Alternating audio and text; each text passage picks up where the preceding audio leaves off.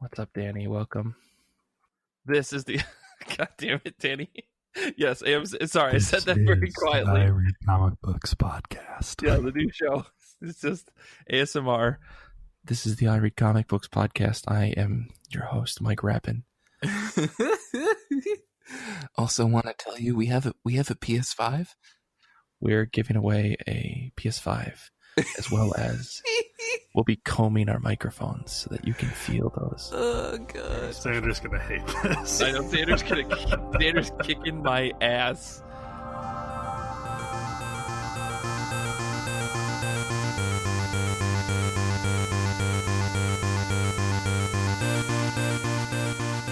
This is the I Read Comic Books podcast. I am your host, Mike Rappin. This week, I am joined by two action figures brought to life by the holiday spirit, Brian Murray. Hello. And Nick White. Hey. Thank you both for joining me this week. This is episode 266, the last official episode of the year. Next week, we'll have a mini-sode that Brian and I are very excited to deliver to you. It's going to be something to look forward to, but because we're here to talk about comic books on the last week of the year, as far as I'm concerned, I have two questions to ask to Brian and Nick. How have you been? And how have comic books been? Let's start with you, Brian. I've been pretty good. I did this fun thing where I was like, yeah, we're not really doing Christmas this year, so I didn't think about it. But now I have like 3 days to drop off gifts to a bunch of people, and just did not schedule that well. Oh, no. Comics-wise, things are going great, though. We only find them when they're dead number 4 this past week. Hell yes. I'm really digging it still. The world continues to be very interesting. And I'm trying to get a little bit more background on these characters, especially why Richter, who is like the space cop, for lack of a better word, and why she hates George so much. My one complaint, and it's not really a complaint, it's just a thing that I thought was cool but didn't quite work for me, is the first couple of pages, like each individual frame, like each box on the page is a different character and frequently cutting between two different times as well. And it's really cool once you kind of get what's happening. Mm-hmm. I just had a really hard time getting my brain sort of wrapped around what they were doing. Gotcha. I mean, but how beautiful is that book? Oh, really? It's gorgeous. Like the art continues to be incredible. I mean, Ewing is still knocking it out of the park writing wise. I cannot say enough good things about this book. Yeah. They're usually, like, I feel like I've read other books like this that have the same kind of trajectory and like the same pacing and stuff, and I always fall off of them or I lose interest really quickly. This book, I can't stop being excited for, like, every month. I'm not losing any of the details. Just the way that some of these characters click in my head, it is a stupendous book. And yeah, I'm super glad that you brought it up on the show, Brian, because I didn't even know this book was coming out, like, way back when issue 1 came out. So I'm very much loving it. So thank you for that. Yeah, it's the first book that I've subscribed to digitally, because I couldn't stand waiting to get it from my comic shop. So you know that you're going to end up picking it up in trade or something, though. Yeah, that's my plan. Gotcha. Very cool. Well, Nick, what about you? How have you been? What have you been reading? All that stuff. Well, I mean, personally, the Formula One 2020 season just wrapped up, so I don't know what I'm gonna do, except I guess I can just rewatch all of the races again and just manually switch between the driver cams of my favorite drivers. So it sounds like I know exactly what I'm going to do. So maybe I'm not at a loss. Formula One, cut me the check. I've been watching for long enough. I know you got the money. Money. Nick likes Formula One so much that he bullied me into getting a subscription. And I say bully me in that he sent me money so that I could get my own subscription. But that's where we're at in terms of F1 dedication.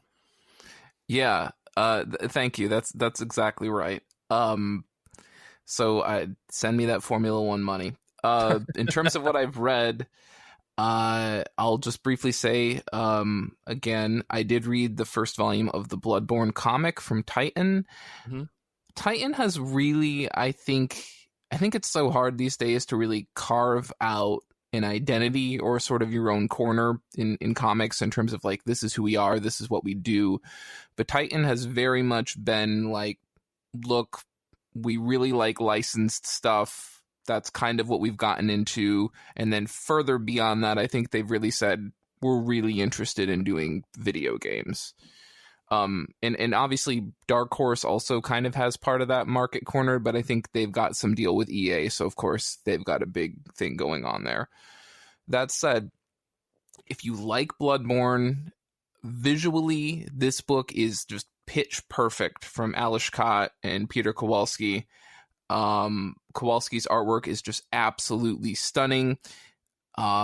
Clearly he did his research, which I suppose the bare minimum you would ask for this book would be like, geez, did you ever actually like play the game, look at the game? That would be great.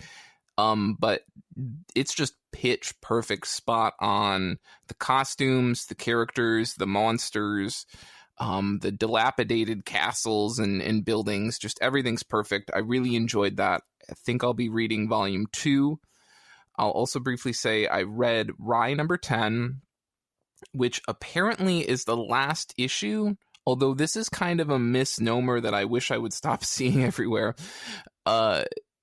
It's probably not the last issue. The issue does end with Rye will return. And the way that the book ends, I almost certainly believe that that has to be true. Otherwise, it's kind of an anticlimactic ending. We'll see what happens. This is from Dan Abnett, writing Juan Jose Reap and Benny Lobel on art. Andrew Dahlhaus is doing the colors. Dave Sharp is doing the letters. One thing I did not like about this book is that, unless I misread it, it looks like Benny Lobel shows up for about the last 8 pages of the artwork, and Lobel's artwork just does not look like Reap's. Oh, period. Weird. And Valiant, again, not to get on the Valiant 6 years ago was perfect and God's gift to our planet, whatever. Oh, really? That said, Valiant used to swap artists in books when it narratively or tonally or perspective-wise made sense. This artist swap feels like a very DC or Marvel, we need to hit a deadline, bring in the next person and assign them the pages. That's what it feels like. It doesn't feel like there's purpose behind it. It feels like it's just, oh, we need to finish this book, which is sad, honestly. Lobel does an okay job, but tonally I would have preferred to have Reap finish the issue. Mm-hmm. Really enjoyed that. There were 2 wild revelations at the end of this issue. One that I sort of kind of predicted, but just not how they executed it. And the other one was completely out of left field, to the point that if this book does not come back, I do not know why they did the reveal that they did, unless they're going to try to carry it over into another book, which of course is just very complicated. Right. We'll also briefly say I did read Sentient, however you want to say that, from TKO by Jeff Lemire and Gabriel Walta on art, famously known for doing The Vision, perhaps less famously known for doing Magneto with Cullen Bunn. How could you? I mean, come on, let's take a step back here. That book, I mean, I know, probably not known for Magneto, but geez, oh Pete's, if you think The Vision is good, like, that book is trash compared to his Magneto work. Oh, wow, here we go. Yeah, this is the hot take I was looking for. Hot takes. Listen, coming off of last night's Discord hangout, it's all hot takes today. I slept on it, and now I'm all hot takes. Anyways, go ahead, Nick. Sorry. No, I love it. I'm here for the drama. I put this book off for a while because I was like, what is this book really going to be? I think I just worked it out in my brain, and I was like, oh no, the kids are in charge of the spaceship. What hijinks will happen? Because apparently something happens to all of the adults, and these kids are left with this spaceship's AI basically to look after them. And what happens next? And I was like, okay, like, what is this really going to be? And I was like, it's a Lemire book, so it's at least going to be sad, but Lemire's not going to kill kids. So like, what are the real stakes here? And then I was like, all right, I've got this book figured out. And then a few hours later, I was like, oh, that's right. he did kill that kid in Animal Man. Oops. He did kill Buddy Baker's son. Never mind. Who knows what's on the table or not. Mm-hmm. But that said, I think it's not, of all of the people involved with this book, it's nobody's, all caps, greatest work of all time. I think that goes without being said. It's not It's not anybody's best thing ever. Is it very readable? It is. Will you read it in one sitting? Almost certainly. And if I were to sort of give a framing device to how I found it interesting, if you look at it as sort of kind of like the flip side of 2001: A Space Odyssey, you know, as opposed to like the idea of, will Windows XP, if you give it enough, you know, processing power, will it try to murder you when you go into space? If the flip side was, oh, you know, what if computers could help us and look after us and look out for us? I think that this book tries to maybe explore that side of technology, which of course I'm just very suspicious of, because I'm not going to let Facebook babysit my kids if that's what this book is trying to get at. Sure. Is that I should let Mark Zuckerberg, you know, look after the well-being of America's youths, because clearly that's not happening anyway. Sorry to get hashtag political, everyone. It's too late. It's too late. Damn it. One question from the chat, which, by the way, we are, you know, recording this live and hanging out on our Discord. If you're not there, you should be there. Nick, did you read The Expanse book that came out this week? I haven't. Okay. I'm looking forward to it. I think it's supposed to be a prequel to season 5. And Maybe. The chat can... Okay, Cinco says yes. Yeah.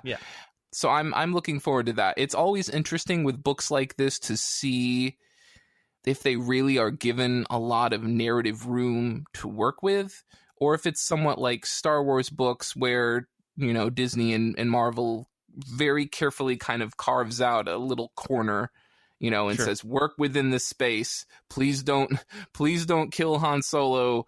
You know what? We don't know who's seen what Star Wars movie. I won't finish that statement. You never know. Yeah. We won't go there. We won't. Just curious, because I figured we should answer the questions that were in the chat. Before I get into what I read recently, we did get some responses on our Instagram when I asked folks to tell us what they've been reading. Dom with a little D says Deadly Class Volume 9, One Punch Man, and a wee bit of Second Coming. And Art Tapple said Abbott by Saladin Ahmed. So, you know, great picks, I guess, all around. I mean, rereading Second Coming, are you crazy? Anyways, getting into what I read, I sat down and read Blue Flag Volumes 1 and 2. I read some other stuff. I read Kingdom Hearts Final Mix Volume 1, but you guys are going to hear about that in another later episode that's coming out, so you'll get my thoughts there. I also read Blue Flag Volume 1 and 2. This is chapters 1 through 12 by Kato. For all I want to say is I don't know how this book was published in Shonen Jump. Not that it's bad, but it is 100% not a battle manga or a gag manga or about ghosts and demons. It's literally just like a slice of life comic that follows three characters, and then a fourth gets introduced later, and they're in this love quadrangle of things where one person likes this guy, or one person likes another person, but their best friend likes them, and so on. It is wild. How many people are technically involved if it's a love quadrangle? Just 4. Okay. Yeah. So love square. Yeah, love square. We're gonna quadrilateral. Okay. Anyways, it's incredibly good. I highly recommend, if you get a chance to read Blue Flag. I don't know how to describe it without spoiling it, but it is such a change of pace from a book that you would normally get from a shonen manga in general, and I think it's super important to see books like this getting published in Shonen Jump, because they show, like, they allow, I think, people of the age that are reading these books, you know, between the ages of like 13 and 18, and then, you know, 32-year-old me over here, to read stories that aren't just like fighting and, you know, the stakes of the world are at the end. It's instead about just like real life and like dealing with the ins and outs of being a teenager in love or in lust or whatever you want to call it, and just dealing with high school stuff. And I really appreciated the twists in this book because it has all of the pacing that you would expect from a shonen book where there's constant twists and turns, but it's all emotional twists and turns rather than suddenly a ghost pops out of someone's chest or something like that. So it sounds like they've really shown a jump and perspective and growth. That's fantastic. Yes, get out of here, Nick. But yeah, I will say, like, this book does such a good job of putting cliffhangers at the end of the chapters. You really have to stop yourself from reading. Like, when I was originally reading this, I only planned to read like the first 6 chapters one night and then finish the rest of it the next night for this book club that I was part of. And I powered through all 12 and had to tell myself to stop because I didn't want to spoil the conversation that I was going to have with people 2 days later. So I plan on reading all of this. There's 8 volumes total. 5 volumes are available in English, and it's every other month. New volumes are coming out until it's done. So if you get a chance, Blue Flag volumes 1 and 2 is fantastic. Anyways, let's move on and talk about comic books that are coming out soon. But I guess before we get there, I want everyone to know that in January of next year, January 24th, we are recording the IRCB annual number 6. And for this year, I actually want to try to do some planning in advance. And we want to hear from you. So we want you, if you get a chance between now and January 24th, the day that we record, we want you to send us an email with a voicemail of some kind or voice recording, or you can call us. Let us know what your favorite comics were from the last year, your favorite episodes, ask us a question, and just send us something to help us celebrate 6 years, or our 6th year, I guess, of I Read Comic Books. Yeah, if you get a chance, send an email over to ircbpodcast@gmail.com, or you can call us at 616-209-9152 and leave us a voicemail. Let us know anything and everything about comic books or something about the show that you've enjoyed or maybe even disliked. Who knows? We'll blast ourselves right on, the air. But yeah, send us a voicemail. It'd be really, really fun. We're trying something new this year, and I'm going to try to remind folks as the weeks lead up to that episode. So anyways, let's talk about comic books. I should say one other thing with that. If you do leave us a voicemail, we'll be giving away a t-shirt, a hat, and a sweater to 3 lucky callers. So if you want one of those fancy hats that we just released, or a new sweater that we released, or a t-shirt, one of our many t-shirts, we'll make one for you and send it out to your house for free, raffling it off. It's going to be a whole load of fun. But yeah, let's talk about comic books that are coming out. Comics are dropping on December 23rd, 2020. What are you both excited for? I'm going to kick it right back to you, Nick. So for me, and I feel like every week now, given everything that's going on, sometimes the calendars and schedules for books are wrong or off. But with that prefix out of the way, from what I saw, it's Ice Cream Man 22 is supposed to be coming out. We'll see if this happens. Mm-hmm. It's called Advent Calendar. Obviously, people know that this book is by W. Maxwell Prince, writing, Martin Morazzo on art, Chris O'Halloran on colors. And like even from the cover already, there's like a good amount of analysis that you can start to sort of break down. Obviously, it looks like an advent calendar, and we'll probably post a picture with the notes. But some of the numbers on the advent calendar are missing, and some of the doors on the calendar are open, and other ones aren't. And normally, with other books, you'd be like, "Oh, well, this is just an art choice or an aesthetic choice." But with this book, it's time to put on the tinfoil hat, because let's break it down, right? Like, especially the 24th is missing. Why is the 24th missing? Very interesting.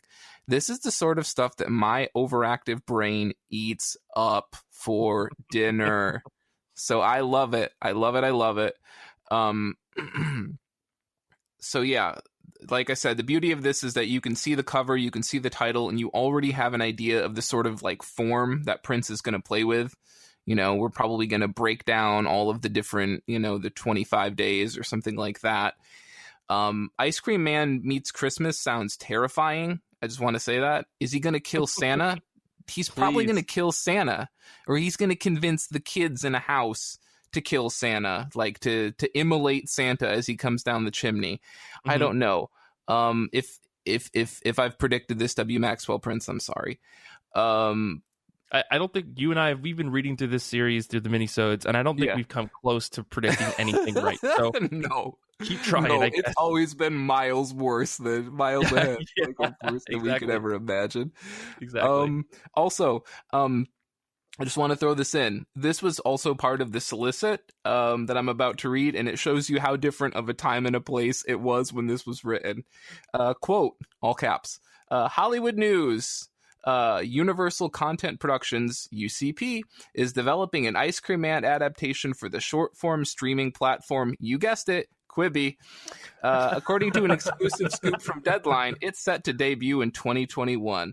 Well, I might not be able to predict what happens in this book, but I'm pretty sure that's not going to happen. Yeah. Sure. Wow. Anyway. Well, different times. Brian, what about you? What are you excited for this week? This week I went ahead and picked a trade that's coming out. This is Angel and Spike Volume 1 from the I think this is a tie into the Boom Buffy the Vampire Slayer series. Mm-hmm. I can't be 100% certain because it didn't specifically say that, but I'm on board either way because I just love the interplay between like stuffy, uptight Angel and then Spike, who is just like the chaotic British punk from the 80s. And the way those two interact with each other has always been something I enjoyed. Yeah, I love that Boom is continuing down this path of just recreating what Dark Horse did, like a decade and a half ago, but like for a more modern audience rather than just trying to bank off of the TV show. So I think that's pretty exciting. Yeah, and Danny shared the cover in the Discord chat, and it's a perfect encapsulation of the relationship I'm talking about. Angel staring dead ahead, just trying to drive this car, and Spike with a shit-eating grin on his face. Mm-hmm.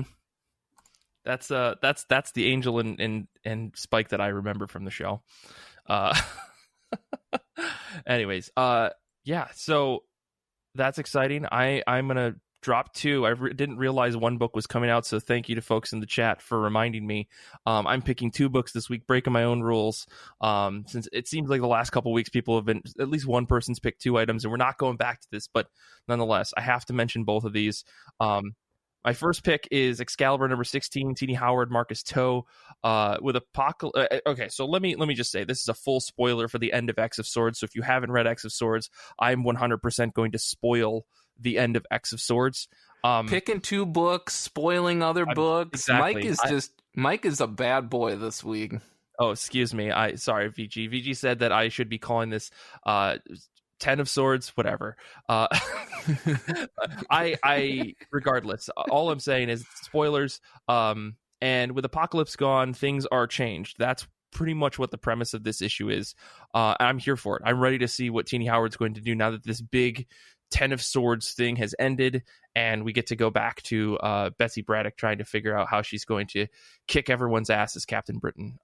And also a lot of the character development that they did through that series, or the X of Swords, 10 of Swords storyline was pretty interesting. So I'm excited to see the fallout now that X Factor is just making Beast evil, and other books are kind of going their own direction. I'm really excited to see how this, what I think was the main through line story or series for 10 of Swords, actually like how they play things out with the fallout. So excited for that. I just want my 10 lashings of X-Men comics and I'll be on my way. And that was the joke I wrote in the notes and didn't get to it. The other book that I'm excited for is The Department of Truth number 4. This is James Tynion with Martin Simmons. The summary for this issue is, how can a journalist ethically report on a story that they know can't possibly be true? If you've been reading this Department of Truth series, you understand what the idea of that is, and it's blowing my fucking mind every issue of this book. The summary continues: as packages with proof of impossible stories keep arriving on one reporter's doorstep, sent by a mysterious entity only known as Q, one reporter must find the answers themselves.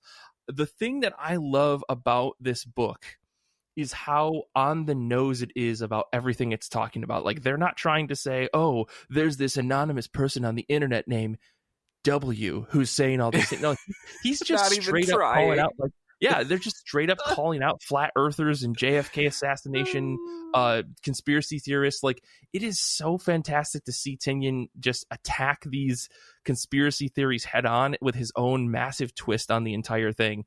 And I've absolutely loved this book.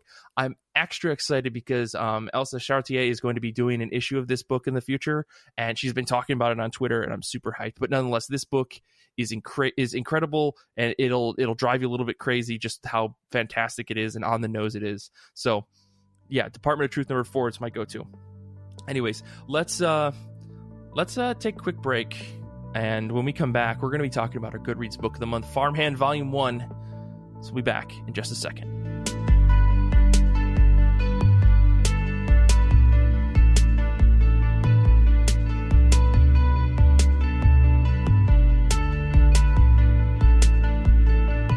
For our show this week on I Read Comic Books, we are talking about our Goodreads book of the month, Farmhand Volume 1, Reap What Was Sown.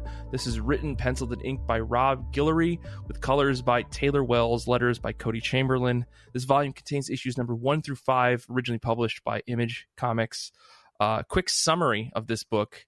Jedediah Jenkins is a simple farmer, but his cash crop isn't corn or soy. He grows fast-healing, highly customizable human organs, and for years, Jed's organic transplants have brought healing to many. But deep in the soil of the Jenkins family farm, something sinister has taken root. Today, this dark seed will begin to sprout, and the Jenkins family will be the first to taste its bitter fruit. Just want to warn you, full spoilers ahead for this volume. If you haven't read it, you should hit pause, go read that volume, come back, hit play again, and listen. Because we're going to be talking about everything and anything that happened in Volume 1 of Farmhand.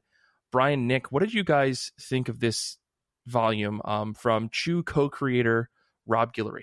Well, the art is certainly interesting. Okay. I wish that it had been more consistent. Like, I don't mind a stylistic art choice when it's something that keeps happening, but I noticed a lot of, especially like heads and hands, just kind of changed size as this book went on. Mm-hmm. Like, occasionally a character's like would look like a normal proportioned human being, and then in the next page their head is the size of their torso, and then in the next page their hand is bigger than their face. Like, if it was in every panel it all looked similar, then I could chalk it up as like this is a decision that was made. But when it's constantly changing like this, it just kind of makes me think, this person doesn't really know how to draw people, do they? Brian, don't ever read One Piece. I know I didn't give a One Piece update this week or last week, but we're so close. I haven't read any more One Piece. But yeah, don't ever read Mike, there was never any danger of that happening. Well, I mean, it's weird because I understand what you're saying, but I also think it's like a cartooning style that Guillory just kind of runs with. Maybe it's a little bit more stretched out than probably in Chew. I think Chew is a little bit more concise about that, but the characters overall like are kind of oddly shaped to begin with. They have humanistic designs, but I think like you look at someone like Tree as a character compared to Zeke, compared to Jedediah, like they all have like weird shapes that aren't necessarily uniform or proportional. But I guess I could understand how it could bug you. I totally understand that. It reminded me a lot of Invader Zim, where there is something I can't quite put my finger on that is just kind of grotesque about the art. Like it leaves me a little unsettled, and I can't quite explain it. Which gotcha. I gotta grant, like, works in a like weird body horror book like this kind of turns into, but it just kind of threw me off right out the get go. Yeah. What about you, Nick? What were your initial thoughts?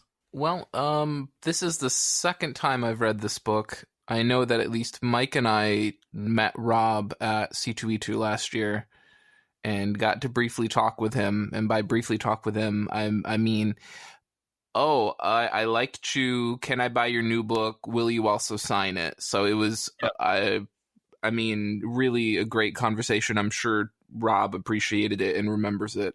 I thanked him for printing my letter in the back of one of his issues. So, you know. Oh boy, here we go. A not so humble brag from Mike Rappin. Okay. Yeah. I mean, I would be really curious, Brian, have you read Chew? I've read like an issue or two, but I never got into it. And based on that, I'm guessing you weren't maybe super keen on that. Yeah, again, it's something that I took issue with or didn't like. It didn't catch me in the first couple of issues, so I didn't. Oh, totally. And I mean, that's kind of what I was getting at, and that's sort of where I was going to go with my own sort of take on this, which is that I think if there was a Venn diagram of people who like, and this is my take, obviously, maybe it doesn't reflect reality. If you take the Venn diagram and it's people who like Farmhand and people who like Chew, I almost feel that it would be a perfect circle. No band jokes intended. And like, I don't think you'd be able to see any like, oh, here's the portion of overlap. No, because it's like perfect overlap. I think if you didn't really like Chew and you're expecting maybe a departure from that, I don't think you're going to get that at all with this book. On the flip side, if you liked Chew and you're sad that that crazy wild party is over, I think this book will more than adequately fill that space. And I think what's enlightening about this book for me, and we get to see this sometimes in comics, is that we have, you know, a creative team that's worked together for a long time sort of break out to do their own thing. And sometimes we always talk about comics are more of a collaborative effort than even we sometimes think. But it's always interesting to have those creators break off and do their own thing, because sometimes that allows you to get a better insight or perspective on, oh, you know, I guess, you know, so-and-so was drawing book X, but it looks like, you know, a lot of the sense of humor from book X was actually being derived from the artist, you know, or things like that. And I think what Farmhand really shows us in a lot of ways is that either there was way more of a collaborative effort on Chew than we thought, or alternatively, that Rob was actually behind a lot of the jokes and gags and humor that we saw in Chew. Like, Chew's obsession with literally drawing text on every single thing in the background of every single panel carries on. It is in full effect in this book. If you are someone who has trouble focusing, this book is going to continue to be a nightmare for you, because there's so much stuff to read and look at. It's just all over the place. Yeah, I mean, I totally agree with that. I felt like if you definitely like Chew, you're definitely going to dig this book, in that I feel like a lot of the humor that was in Chew also carried over into this book, which makes me totally agree with you there, Nick, that this seems to be a lot of the humor definitely must have been coming from Guillory, if I could say his last name right for once. And I think it's, you know, for me, this book is a lot of fun. There's a lot of mystery. There's some really just dry, stupid humor that exists in order to kind of drive even some plot points, you know. For instance, you know, this child-aged Russian assassin with a robot arm, you know, comes out of nowhere and then starts to become an integral part of the story. And, you know, the best friend of Zeke's son, Riley. I mean, I love how those things, they all, like, the plot points start to interweave as everyone's trying to get this seed from Jedediah, and there, of course, there's just layers and layers of mystery and unfolding that happens in this volume. And I think, like, as far as pacing is concerned, I like the way, like, even going back and rereading this and reading these issues in a full volume, I liked how things expanded on itself. And it didn't seem super rushed, because you started to get trickling details as the volume went on. And I think that could also be said for Chew, though Chew decides to take a lot of hard left and right and upwards and downwards turns as the series goes on. And it seemed like it was about X, and it ultimately ends up being about Y. I think that Farmhand has a little bit more of a straightforward story, but still keeps that quirkiness that, for me, made Chew work really, really well. Yeah, I don't know. What did you guys think of the story that was contained in this first volume? Well, I don't know if contained is quite the right word. Sure. Because the end of the volume feels a lot more like, well, this is 5 issues and that's how much goes in a trade, than we have wrapped up an arc and they're now going to end the volume here. Because it seemed rather abrupt at the end. Like, we get this reveal that this weird plant thing is, like, infecting a bunch of people, but we haven't, like, it's an idea that is basically introduced and then left hanging in the last page.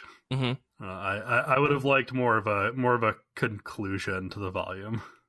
Right. I mean, because I think I can agree with you there, because it does seem like the story just consistently builds. We never get any kind of story wrap up. Like, it would have been even more successful for them to say, okay, and then by the end of this arc, Zeke finds a job, and that job ends up leading into a cliffhanger, right? Because then at least we resolved a storyline in order to drive the rest of the story, right? Right. Because it is just a constant build up, and I realized that, I don't know, I was reading this month to month, and I didn't find this to be an issue an issue or a problem for me, if only because I knew that there was more coming, and it was like, this is just the beginning of the story, and I was willing to just kind of roll with that. But I mean, if you're just picking this volume up to try to like get into the story, there absolutely is no conclusion by the end of this arc. Yeah, it's just a thing where the story doesn't quite play nice with the format of the trade paperback. Yeah. Which again brings to the big argument that I feel like we're constantly having here is serialization versus original graphic novel. What's stopping you from doing one over the other? And there's not enough to be said about that. I don't want to necessarily get into that, but I'd be curious to know if Guillory actually considered maybe putting out standalone graphic novels versus beat by beat issues. But I'm sure there's a genuinely good reason for that. Yeah, like I did love the concept of the book, though. Mm-hmm. Like this like weird aberrant biology kind of stuff is fully my jam. That's the kind of thing that I want to see more of. So I'm glad there is a comic out here that's doing it, that's taking risks and being kind of like weird, and it doesn't try to explain the science really. It just says like, this is a thing that's happening, go with it. Mm-hmm. Which I appreciate in this case. Yeah, I do enjoy the like vagueness of whatever the Jedediah seed is. They don't explain it at all in this volume, right? And as the series goes on, I mean, there is definitely, they touch on it quite a bit more. But even in this volume, you do see that whatever this thing is, like, Jedediah has to be in the room in order to make it happen, and he has this hard rule about we can't work on brains, which kind of gets into this question of, what does that mean? Is it creating new life? Is it doing something that's beyond just, giving you a new appendage or giving you a new liver or something? So yeah, there's definitely a lot of questions in that adds an air of mystery, but undefined. Like, there's no strategic, like, this must work inside this scientific block that allows it to be pretty endless in possibility. Nick, what about you? What were your thoughts on the story in this volume? Well, I think Guillory is nothing if not ambitious. I feel like there's a lot going on. There's a lot of characters being juggled. There's a lot of flashbacks. There's a lot of side plots, certain, machinations going on with different players. It's a pretty ambitious volume 1. And I appreciate it for that, especially because I feel like for all of the stuff that's being thrown out there, I didn't have a moment where I was having to flip back certain pages and be like, well, who's this character or what's going on? And maybe that just has to do with the fact that all of the characters look very distinctive, for better or for worse, right? Like, if you feel it's hyper stylized or whatever, I can understand how that's a barrier to entry for some people, or they don't like it.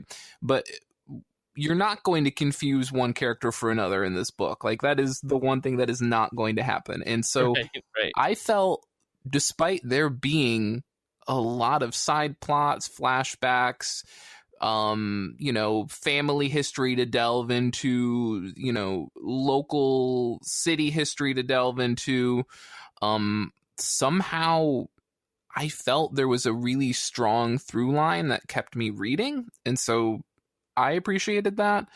I think it's such a hard thing to do, especially these days, to really, I don't know. And again, like, I'm not saying however you choose to do this is your choice, but I think we see a lot of volume 1s in certain series, good and bad series, that they're so obsessed with putting all of the pieces in the right spots to set everything up that, like, I don't know. I was going to say, should we be making chess analogies? But I guess everyone has now seen the Queen's Gambit and chess is cool again, although I guess this could refer to checkers. But my point being, they get so obsessed with putting all of the pieces in place that, like, nobody actually makes a move. Like nothing actually happens.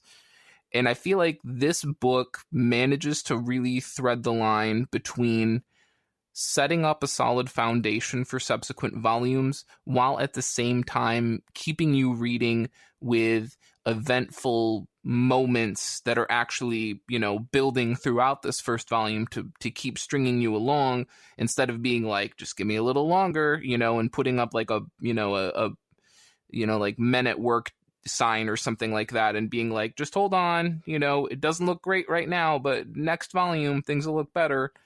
Again, like this is true of good and bad books alike, but I do appreciate books that are able to deliver sort of short-term goals while also working towards a bigger one. And now this sounds like corporate synergy, so I'll just you know, stop right there. Yeah, that's fine. Thanks, Yeah. Nick. Yeah, you're welcome. No, I mean, again, like it's not, I'm not saying all good books do this or all bad books don't do this, but I appreciate the ones that are capable of doing this. And I think, again, what this shows, again, is that Guillory is definitely an even more, I think, creative and contributing member to books than I think people, unfortunately, you know, relegate artists to, right? Right. I think this, if anything else, Farmhand just really goes to show you how talented of an individual he is, and perhaps how much more of Chew we should really be crediting to him. No offense, John Layman. Sure. It's funny. Ed from the Goodreads posted. He said, "I was initially worried Guillory wouldn't be as good at creating a story as he is at the art. For now, my fears are at rest. He writes well. I've read through volume 3, and the story gets a bit complex. There are a lot of balls in the air. I hope he'll be able to catch them all." Which I think is like an accurate thing. You know, I don't think folks who have read, you know, other books or read books that Guillory was on really realized how much he was contributing. And as far as I know, he hasn't done anything else that's been, you know, as widely known as something like Chew for folks to actually see what his, you know, writing chops are about. And, you know, some artists are, you know, probably contributing a lot more than we probably think, like Nick said. So it's good to see that other people are also recognizing this as well. I mean, Lenny also said, you know, the opening was really compelling and creepy hook that got me immediately. Growing sentient, sinister body parts is a great balance of horror and humor. And I thought ... the maintenance, which, you know, we saw throughout the book. And yeah, I think this book definitely impressed a lot of people, just to see, like, I think coming to recognize what you were talking about, Nick, that, you know, the guy's a quite a capable creator, not just in art, but also in storytelling. And it's good to see that people are recognizing that. And again, I really love this book. So like, I don't really have a lot of complaints about the story, other than, you know, the breaks between arcs mean as you're reading it month to month means that you kind of forget things. But going back and rereading this, like, this is a breeze to read through.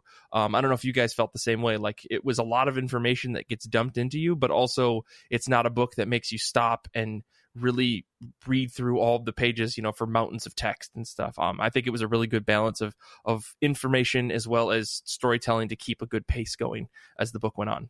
Yeah, as Ed pointed out, it's going to be interesting for me. It sounds like Ed was pretty happy with it, but I think I'm going to keep reading just because there are so many balls in the air with this book, and no pun intended, it certainly seems like Guillory has planted more than enough seeds to really have all sorts of arcs going on. Like, you can tell there's a real solid foundation. And for someone like me who starts to like meta-textually read their own you know, into their own sort of viewpoints on things, like, for me, I'm always, for better or for worse, being like, oh, you know, what sort of twist or what sort of arc are we trying to like sort of show a glimmer of and then bury for like 7 or 8 issues and then have it come back. And with this book, there are so many things that were just sort of shown a glimpse, like the door gets cracked open just a little and then gets closed.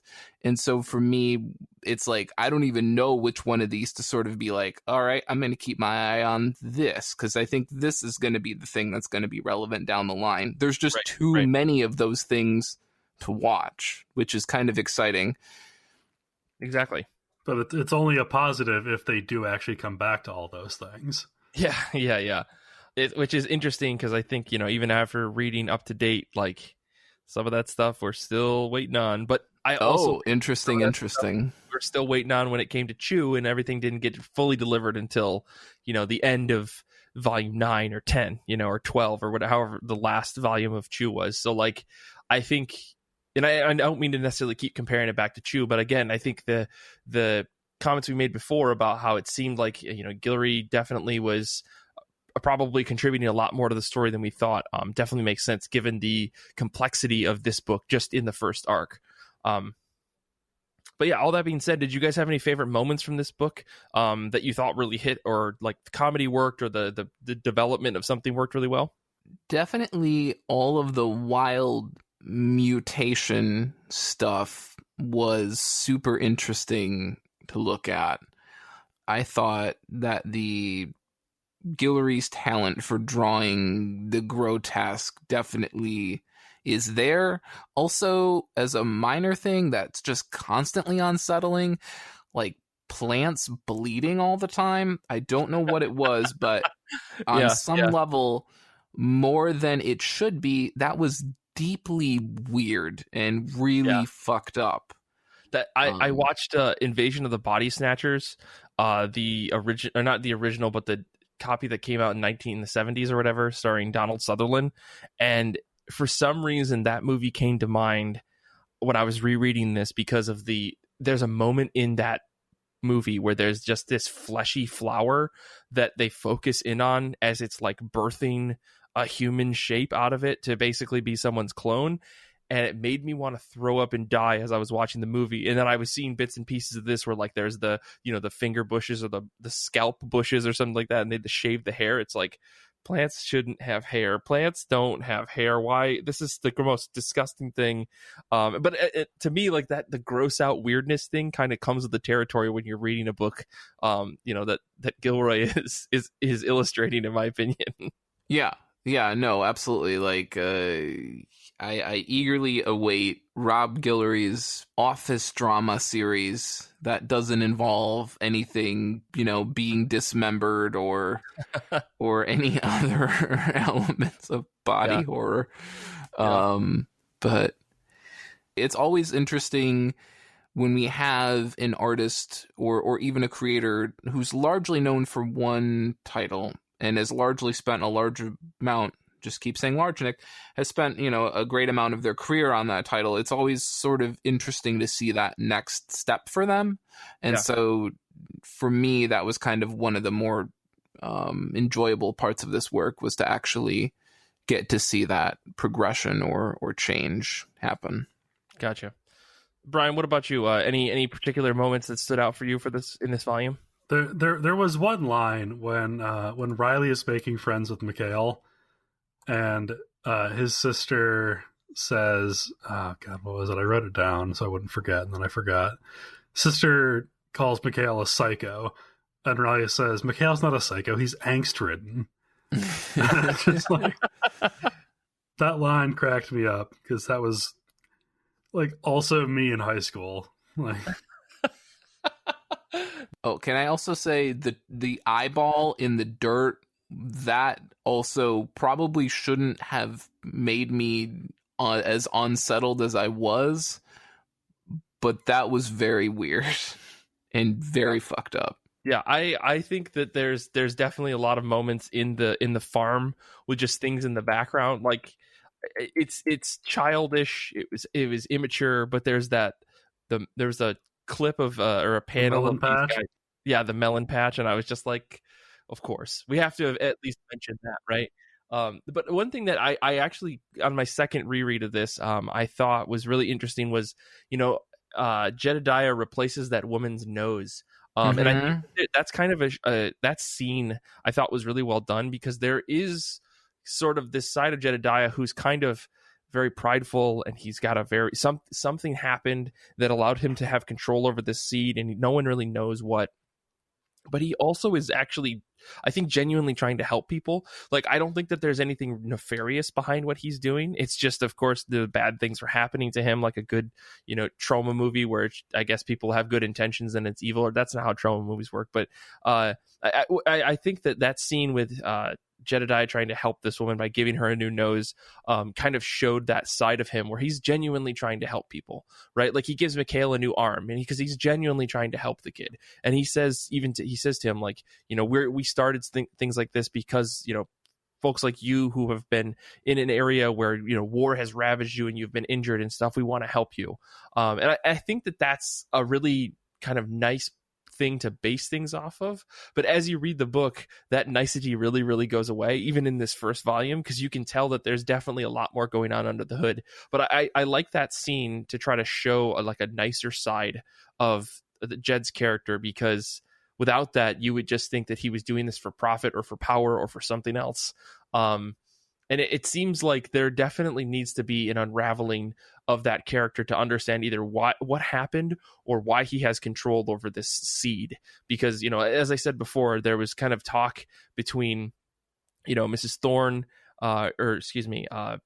Thorne and Jed about how he needed to be in the room in order to let this seed grow to help it do something. So it's a matter of, does Jed need to be around all the time? As we see in the book, kind of this seed starts to get out of control, or is the idea that in order to get things to grow the way that he wants, Jed has to be around, otherwise this thing is going to manifest in other ways of replicating in ways that we can't comprehend. So I'm happy, or I'm hoping to get more explanation of that, because as the book goes on, I will say that answer has not been given yet, but he's got to be in the room where it happens. Yes, thank you. Yeah, I guess, do you guys have any final thoughts about this book? Otherwise, we can wrap up here just with your final, I guess, better question would be, do you guys think you're going to keep reading this book? I don't really plan to. I mean, I might. Like, it's one of those things where if I'm really bored, I might check it out. Because I love the concept behind it. Mm-hmm. I just don't know. I don't see myself getting past the issues I have with the art. Gotcha. And I felt like a lot of the background characters were very, like, stereotypical redneck, so to speak. And, like Guillory grew up in Louisiana, which is where this book is set. And so maybe small town Louisiana really is like that. I don't know. But to me, it just felt very exaggerated. Yeah, I could see that.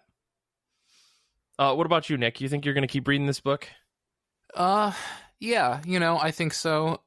It's not something where I'm like going to immediately rush out and, I have to know what happens. But it's sort of one of those things where I think, when Image has another sale or something like that, I definitely think I'll try to get current on this because, as I said, like, I think that there's a strong foundation set up here, and I'm of course curious to see if and what sort of payoffs are on the table, because I think there's some real potential for different places that this book can go, and of course I'm pretty curious to see where that goes. I do think I will say this, I do think there are some people that might tolerate Chu's artwork, and maybe, I don't know, I feel like Guillory is even a little more unrestrained in Farmhand. So like maybe for some people, like maybe they draw the line, like they're like, okay, Chu is okay.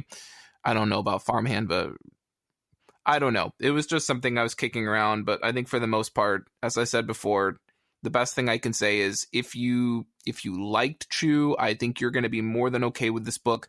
If you really didn't like Chu, I really don't know how you would get on board with this book. Mm-hmm. But yeah, I'm personally, I'm on board. Yeah, I've been reading this, as it comes out, so I'm definitely on board for this. But I'm glad the folks at Goodreads chose this book. I think it's interesting to take a look at as far as seeing what the folks from Chu did, and yeah, I think Rob's an incredibly talented creator. I hope that one day, Brian, you do get a chance to read this, because I think you'll enjoy some of the unfolding that happens in the later volumes. But yeah, thanks again to everybody who voted on this and who participated in the Goodreads group, commented and stuff like that, and posted okay to air. I want to say thanks to Danny, who's hanging out on the Discord with us. And remember that we are doing an annual on January 24th. So if you want to get into that giveaway for a t-shirt, a hat, or a sweater, send us a voicemail. You can call us at 616-209-9152 or email us at ircbpodcast@gmail.com with the recording. Try to keep it under, like 2 minutes or so, because we're going to try to play those live on the episode. And as far as following folks, you can follow us all on Twitter. You can follow Brian at BrianHead. You can follow Nick at Death Star Plans. And you can follow me at Mike Rappin. The show at IRCB Podcast on Twitter and Instagram, where I try to post regular stories, getting answers from folks about what they've been reading. I'm going to try to do more of that reading on the show, because I think that's fun. This show and our many subscriber-only episodes are powered by fans like you on Patreon. You can join us over there at patreon.com/IRCB podcast. And if you haven't already, please go ahead and take a minute to rate our show on Apple, Stitcher, Spotify, whatever. Give us 5 stars. I think we've earned it. We would also encourage you to join us on Discord. That's at ircbpodcast.com/Discord. And make sure to tell a friend or two about the show. Infinity Shred is the best band in the universe. They do all of our music. Xander is our editor. Cool guy, fun guy, cool guy, part 2. He edits the show. I want to say thank you again to everyone on Discord and who rates and hangs out with us and calls us and bothers us and harasses us, and just good natured folks. And thank you for listening and all that stuff. And until next time, comics are good, and so are you.